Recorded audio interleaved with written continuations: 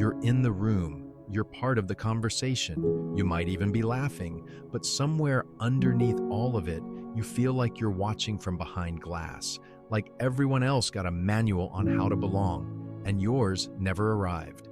Psychology says this feeling has a name, and it's far more common and far more complex than most people realize. Here's the real psychology behind people who always feel like an outsider. 1. Your nervous system processes differently. Research on sensory processing sensitivity shows that some people are neurologically wired to process social environments more deeply than others. They notice more, they feel more. They pick up on subtleties, social undercurrents, unspoken tensions, things that pass everyone else by. And because they experience rooms more intensely, they also feel the distance more intensely. Not because they don't fit, because they feel the gap between surface and depth that most people never notice. 2. You developed an observer identity early.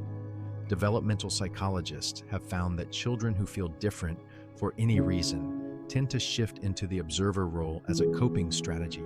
Instead of participating, they watch. Instead of being in the story, they study it.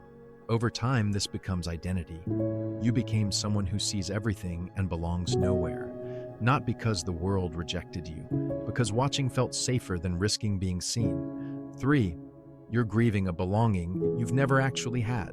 Psychologists describe this as phantom belonging, the ache for a connection that feels just out of reach in every room with every group.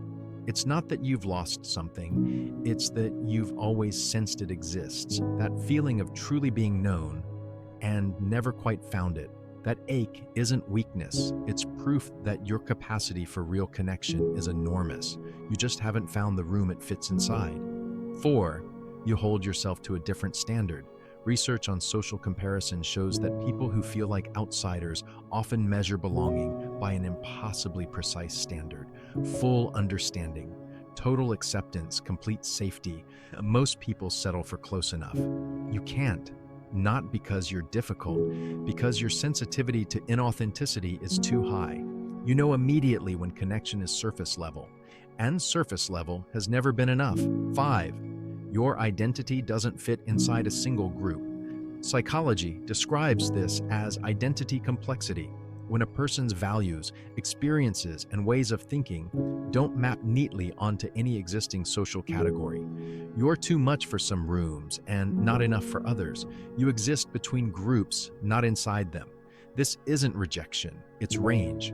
And people with high identity complexity tend to form the deepest, most authentic connections when they find someone who can hold the whole of them. 6. The outsider feeling is also a form of clarity. Psychologists have long noted that people on the edges of groups see them most clearly.